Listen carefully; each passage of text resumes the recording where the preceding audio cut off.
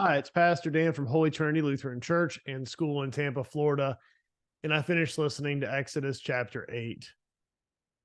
In this chapter, Moses and Aaron continue to bring forward the plagues because Pharaoh will not let the people go to worship.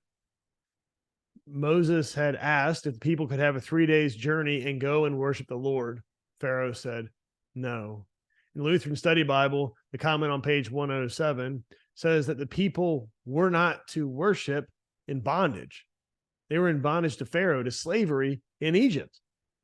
They would need to be freed from bondage so they would have a chance to worship the Lord.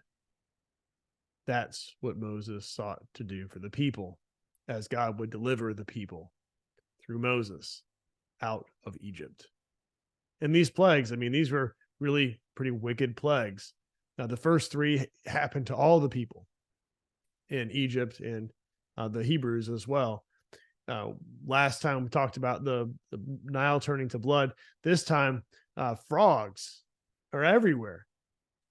Heket, the goddess of the Egyptians, was the one who was known for the frogs. And frogs were typically for Egyptians pretty good because it meant the Nile had flooded and that the frogs were all around because the fields were being watered and life was good.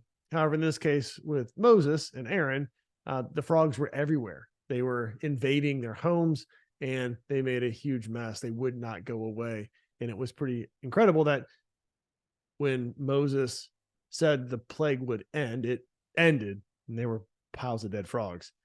And this continued as the magicians and all those in Pharaoh's court saw the power of God, because the gnats that would come up with the next plague came from dust that was created into gnats, and they really messed with everything. And then you had the flies and the plagues continue. The whole point, though, is that the Pharaoh saw the power, the people saw the power of God, and he was the one who was challenging the Egyptian deities. And we see a consistent pattern, as indicated by the Lutheran Study Bible, of this idea of sin, and then this idea of oppression, which is a plague, and then this driving towards repentance and then deliverance. These cycles going throughout the plagues as God would show his power. Okay, that's what we got for today, and I look forward to seeing you tomorrow. All right, have a good night.